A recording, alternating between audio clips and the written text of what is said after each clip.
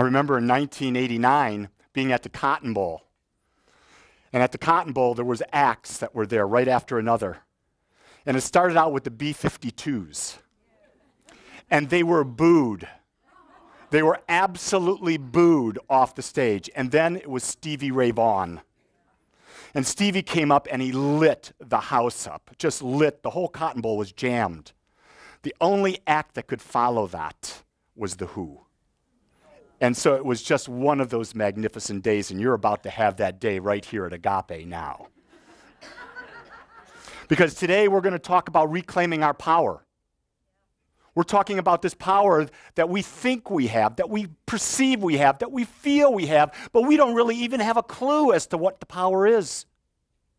And the idea is we think about, well, if I act this way, if I go to the gym, if I lift this weight and I build up these huge triceps, or I do this yoga and I get flexible, or if I take this seminar or that seminar, it's always about doing something on the external body, the external world. It's about bringing people in. If I find this great teacher, if I go to this retreat, I go to this meditation, if I go to India, if I go to Bali, it's always about that. And we never seem to become any more powerful. Because the power is our mind. The power is the next thought that we have. Metaphysics, that's what we are. We study metaphysics. Metaphysics is one thing. It is the study of the mind. And it's the study of the mind because we understand that the mind is what creates everything. Everything begins with a thought. And here's the key. When you have the thought, it's not that one thought that creates. It's what is that one thought built on? What's that next thought? And is it a string of thoughts that's vibrating at the same energy? And if that thought is vibrating at the same energy, now we're building a pattern. And when we build a pattern, it can then build into a habit. When it becomes a habit, it becomes a way of life. When it's a way of life, we experience that which we've done. See, it always begins with a thought. So we have an emotional guidance system that tells us when we're feeling yucky, we're out of our pattern of thought that we desire to have. So our emotions, when we get all crazy with our emotions, it's simply there to tell us, hey, stop, think a new thought. One of the things we believe in Agape, with our heart and soul, we believe there's only one mind. And we believe there's only one mind because we understand there's only one God. We understand that God is infinite, it is all-knowing, it is everywhere present, it is all-powerful, it has always been, and it always will be. Well, if that definition is true, which is the definition that anyone in any spirituality gives to God, it means that everything is God expressing. So there's this one mind. And guess what? God creates from that one mind by taking itself and creating out of itself that which it thinks. Make sense? Because God can't take something outside of itself to create because there's nothing outside of God. Because it being infinite, it is all that exists. So God took itself, created itself, and poof, there you are. Poof, there's the world, there's the cosmos. Everything is God stuff. We hear that everything is made of stardust. Stardust is God dust. Everything is light. God is light. We can't separate that. The beauty of it is that the mind that we're thinking with, we believe that we are separate. We've been put into an illusion that we are separate from the allness of God. And because the mind that we are is really a little bit of mental atmosphere within the mind of God. So there's this huge infinite mind that you cannot describe, and each of us is in it. And in that mind, we create a little mental atmosphere. And that mental atmosphere is what we think, the sum total of all our thoughts. That atmosphere births us our experience. Everything comes from that atmosphere. So when we embody this idea, it becomes very painful to live with the trivia that we've allowed ourselves to be in life. Can I be more clear about that? The trivia, when we BS about nonsense, when we're talking gossip, when we're speaking bad of people, when we're looking at the downside of things. When you truly understand that you're the mind of God and you're centered there and you're creating that power, all of that stuff becomes irrelevant, because at that point we realize, wait a second, I'm responsible for my life experience. And if I'm responsible for my life experience and there's nothing else responsible for it, why would I begin to think something that's going to cause me pain? Why would I think something that's not going to allow me to experience abundance? Why would I think something? Here's a big one. Relationships are hard. Everyone hear that?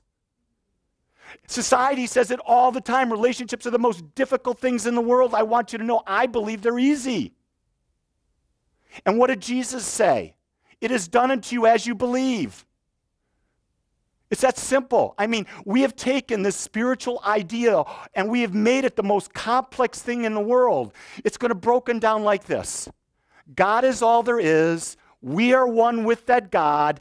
In that realization, we have power. Knowing we have power, it is done unto us as we believe. Our thoughts create. To the degree that we believe them, we have that manifestation. Those are the two pillars of all spiritual practice right there. Meditation takes you to oneness with God. Prayer, affirmations, and gratitude take you to directing the law. It doesn't get any simpler than that. That's everything you ever need to know. You do not need a teacher for anything more than that. What you come in community for is to be reminded of that, because our mind forgets quickly. We get wrapped up. We're like dogs. Oh, look at a squirrel. Oh my God, there's a bird. I mean, we'll be there in deep, deep thought about, oh, my oneness with God, my oneness with God. Oh, look at the Maserati. I thought, here's my silliness, I thought if I could find the right tattoo, you know, maybe it's the Om sign, maybe it's the sign of infinity, maybe there's a special word written in Chinese that if I had tattooed on a specific part of my body, I would become a guru. And then I heard the most, and I've been thinking about that for 10 years. And then someone said to me last week, and I want you to take this, before I say this, I do not want you to say I'm judging, okay? I want you to hear that. Anyone in here? I'm not judging. But this person said to me, he says, have you ever seen a Bentley with a bumper sticker? Bentley. Now, that's right for me. That's not right for everyone, because we are what? We are free, individualized expressions of the one, meaning there is no right or wrong. We get to choose how we do it. Do you notice how I took what that person said and I used it to support what I believed about myself? It wasn't a truth. It wasn't good. It wasn't wrong. It wasn't right. I just, in my linear mind, went there and I grabbed something that would support my view. I use that example because we do that in our lives for everything. I'm a vegan. I can quote you everything in the world about why to be a vegan. And you know it's only valid for me because it's my belief. There are people who are carnivores and it works for them.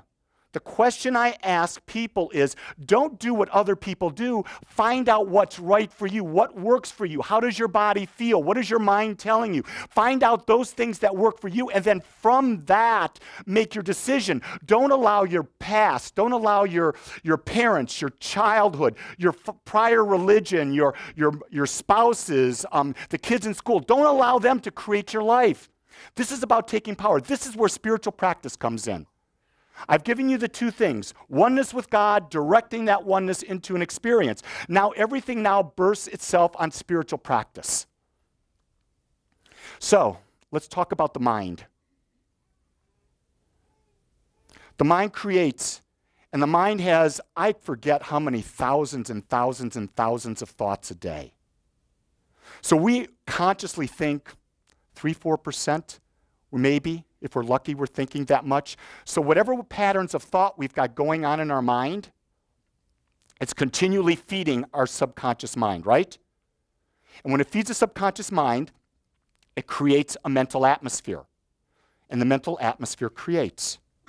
So the role of spiritual practice is to shift the mental atmosphere, which means to think a new thought. That's what prayer is about. But today I want to focus on the beads. Today is Bead Sunday. And these are just beads. Last week I threw them on the ground because there's nothing sacred about them. They're a tool. They're a vessel that helps guide us. And what I have found is that when we have idle time, for example, Gene and I drove back from Austin today, 3.5 hours in the car in the dark. For 3 hours and 20 minutes, I had my beads and I was doing affirmation, one after another after another. So I do an affirmation 108 times another. So I probably did between 2,500 and 3,000 affirmations. What have I done in that time frame? I fed thoughts into the subconscious mind, haven't I? When I'm feeding thoughts in the subconscious mind, I am shifting the tendency of my thought. Notice the word I said there. I'm shifting the tendency of my thought. I'm not shifting all of my thought because my thought is so big I can't even imagine. But what I can start to do immediately is I can move the tendency, and that's the beginning of a new demonstration. So that's the idea. So with prayer beads, when we find those affirmations and we do them, we're shifting the tendency. At night, before we go to bed, when we write in our gratitude journal or we stop and we give 5 things we're grateful for, what are we doing? We're shifting the tendency about what we're doing. What happens when you go to a practitioner and you ask them for prayer? You're asking them to affirm a truth for you. So you're saying, I want to shift the tendency of my thought process. Can you see it for me as I begin to see it? Can you say words that I can buy into that help me see my truth? Sometimes you may look so good. You may look so good. And you may know it, but when someone else comes up to you and says, you know, you look good. It's that affirmation because we are human. We live in a human form. There's nothing wrong with getting the feedback that's positive, that nurtures. You see, and so it's not about you have to do it alone. That's why we have community. Community is there to love, to support, to lift everyone to a higher thing. Someone came to me this week and said, Lee, this person over here is talking about this person over there. I said, that's wonderful. I said, why don't you go back to that person and tell them to go talk to the person? And they said, no, I think you should do something about it. And I says, I don't think so. I wasn't a part of that conversation.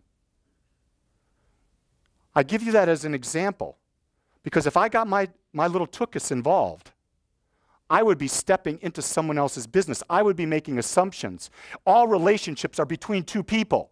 They are never between a triangle of 3 people. Following me? That's a spiritual practice.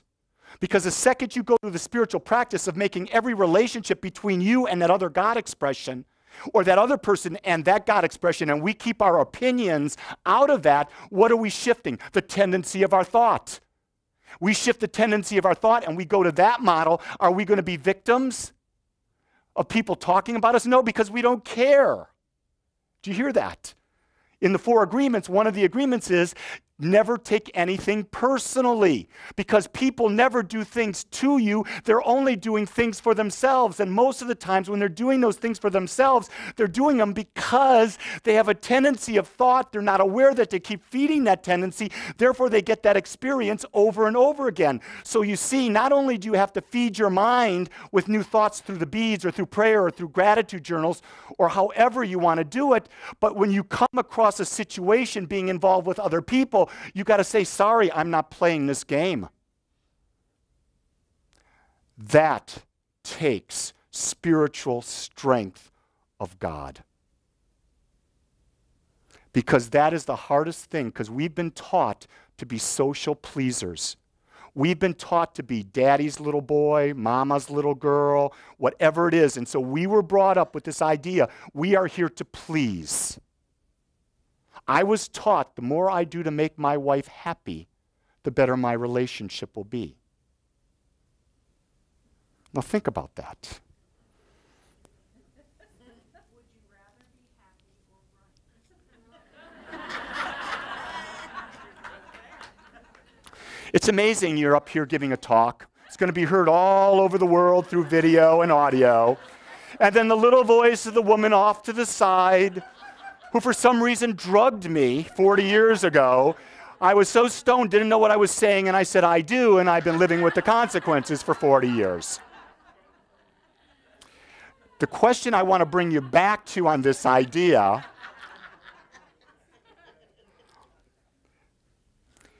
it's not that would I rather be happy or be right. The question is not that I do to please her. You follow? The question is it my inner desire to express love?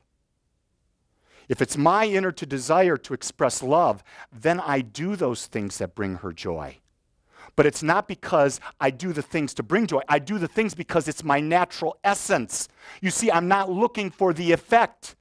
I know that the cause is to be in love, and I stay centered in that love. Does that make sense? You see, there's a different motivation here. By me being loving in the world, it's saying to myself that I'm self-loving of myself. Because here's the kicker. I could love her more than anything in the world, but if I'm not self-loving, that is useless. That's conditional love, and it will fade, it will fail, and we will be divorced. Can I get more clear about that? But if I'm doing it from the standpoint of loving Lee and living in that love, and from that love that I have for Lee, I express it out, now I'm using it. I'm spreading the love that I am, and I will never run out of love because I never have to seek love outside of me. I seek love from within me, so wherever I go, I take love.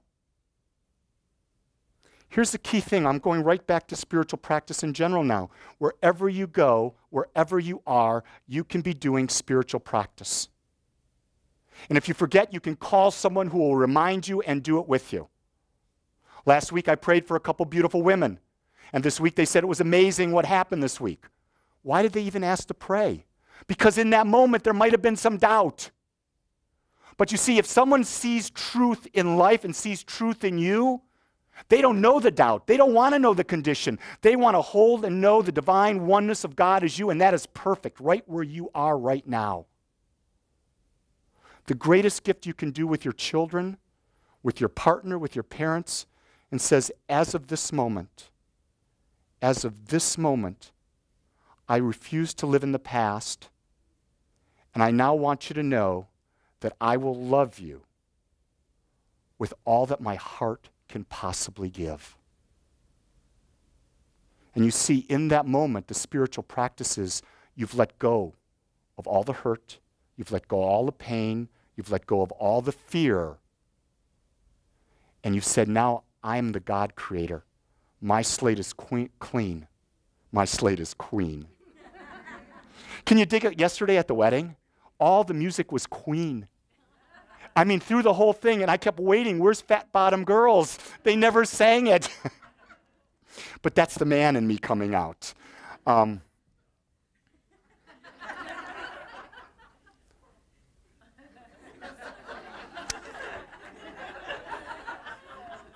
I've lost control, haven't I? Someone, wait a second, let me go back to my spiritual practice. Okay, divine wisdom guides and directs my every thought, word, and action. That was divine wisdom guiding and directing my thought, word, and action, so there you go. It was appropriate. Anyway, I want you to know that whatever atmosphere we create, the universal law, which is the power within God, simply takes it and creates it. You see, there is no judgment. There's no God out there saying, did he mean this? Is this really what he wants? No, that God power takes whatever the sum total of my thought is, and bam, that's my experience. So that's why we come back to this idea. How are we shifting what's in our mind? What is the practice? And this is what we're doing over and over and over again. We're finding the talk I'm giving today is the same talk I give every week. I'm trying to find a new way to say it so that it can be heard. I had the beautiful opportunity yesterday at this wedding of talking to a Catholic priest who had retired, and he was 78 years old, and he was probably 30 years young. He was vibrant, he had an energy, and he was telling me how he was in the administrative end in the Chicago diocese. And so all of his career as a priest was as an administrator, doing the budgeting, doing all the business aspects of it. And I asked him, I said, so in all of your time, what percent of the people that you saw through your long career, about 40 years as a priest, do you think started a spiritual practice and changed their lives? He says, if lucky, 1 to 2%. 1 to 2%. People come and they hear the words, they feel the good feelings, they walk out and they change nothing. Or they take a class or two, they do it for a month, and then they stop. And what happens? We revert back. See, I'm going to take you right back to Jesus. And Jesus said, pray unceasingly. So every day when he said pray unceasingly, what is prayer? Prayer is simply choosing your thoughts.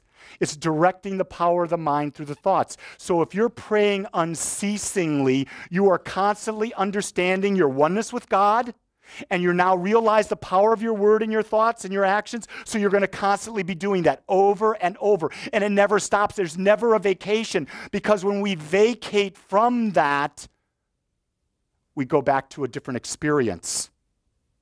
I remember when I was at a retreat, a minister said, I'm going on vacation for 3 weeks, and I'm not going to do a spiritual practice the whole time I'm gone. And I smiled. And inside I said to myself, when I go to Maui, I triple my spiritual practice. Because everything there, walking on the beach, eating, I make a spiritual practice. I meditate more. I pray more. I give more thanks. Because I've got the opportunity. I don't have as much busyness in my day that I can say, what can I do? And the time I'm not in spiritual practice, it's bliss. It's absolute bliss. Can you just for a moment, can you just feel the energy around you? Just close your eyes and just allow yourselves to feel. And feel the energy vibrating from the person to your right, to your left, in front of you, behind you. Feel the energy that is filling this room. This is why you come, to be supported, to feel this, to not think, to be still. Be still and know that I am. Be still and know that I am that. Be still and know that I am. And after that I am, whatever you put there, make it holy. Because as I look at you, I see the wholeness, the perfection, the magnificence of God. Perfect right now, today.